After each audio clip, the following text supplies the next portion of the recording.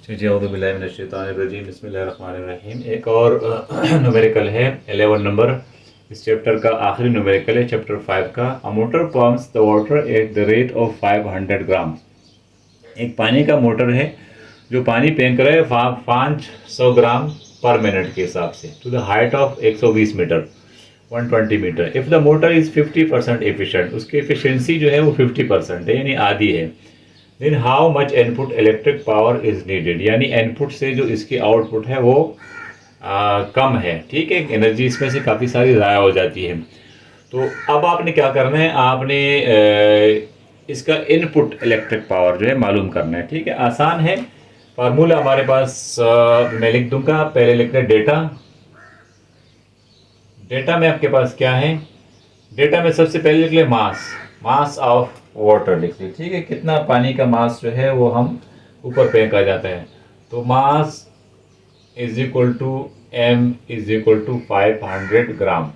ठीक, ग्राम है is equal to 500 को डिवाइड करें 1000 पे, ताकि हम इसको किलोग्राम में कन्वर्ट कर दें। तो ये आपके पास हो जाएगा, ये कट जाएंगे और ये आपके पास आ जाएगा 0.5 kilogram.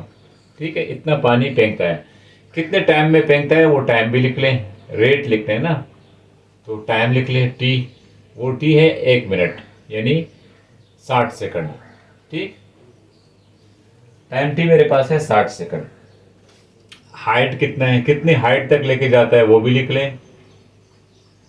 Height h is equal to 120 metre.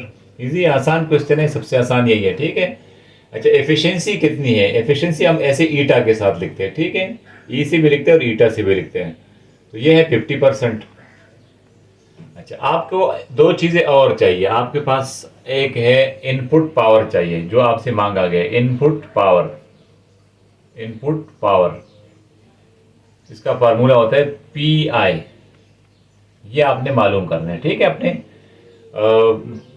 फार्मूले से। और एक आपके पास जो है दूसरा एक चीज़ है आउटपुट पावर। तो आउटपुट पावर जितना काम हो रहा है वो तो हम यहाँ फार्मूले से मालूम करेंगे। ठीक, आउटपुट पावर तो वो है पी ओ। तो वो आपने मालूम करना है। तो आउटपुट पावर जो है आपके पास क्या है? आउटपुट पावर पी का फार्मूला क्या है? पावर का डब्ल्यू अपॉन टाइम। ठीक है, डब्ल्यू अपॉन टाइम है, यानी work done in rate of doing work है। अच्छा, यहाँ पे डब्ल्यू किस चीज़ के बराबर है? डब्ल्यू आपके पास बराबर है एम जी एच का। ठीक, W is equal to M G H. तो यही वैल्यू हम यहाँ पे पुट कर देंगे। ठीक है, इसके अंदर एम जी एच की वैल्यू यहाँ पे पुट कर देंगे। तो एम जी एच अपान टी हो जाएगा।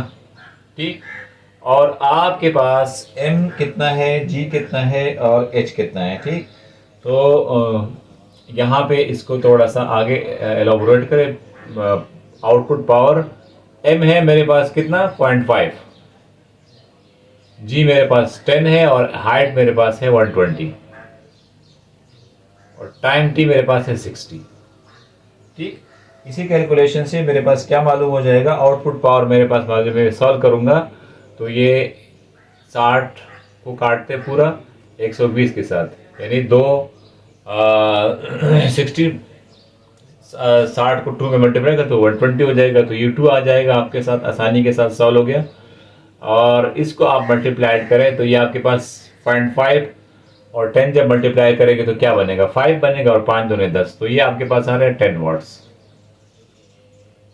ठीक है, आउटपुट पावर आपके पास है 10 वाट्स। अब मेरे पास एफिशिएंसी का फार्मूला क्या है? Efficiency is equal to input power divide by output power divide by input.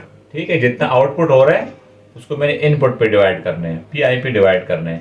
तो मेरे पास एफिशिएंसी तो मालूम है, लेकिन मेरे पास क्या नहीं मालूम? इनपुट पावर नहीं मालूम। तो और यहाँ लिख ले, और लिख ले P I is equal to, ये इस जगह आ जाएगा और ये एफिशिएंसी नीचे आ जाएगी। ठीक है, ये मैथ के कायदों के मुताबिक ये यहाँ पे आ जाएगा। ठीक, अब इन दोनों के अंदर वैल्यू पुट करें। ठीक है, पी आई मैंने मालूम कर रहे हैं, तो पी आई मेरे पास क्या हो जाएगा? आउटपुट पावर कितना है 10 वाट्स और एफिशिएंसी कितने हैं 50%। 50% है तो 10 डिवाइड बाय 50 और ये परसेंट ऊपर आ जाएगा। ठीक, 50/100। तो ये इस तरह हो जाएगा। अब आपके पास क्या बचा?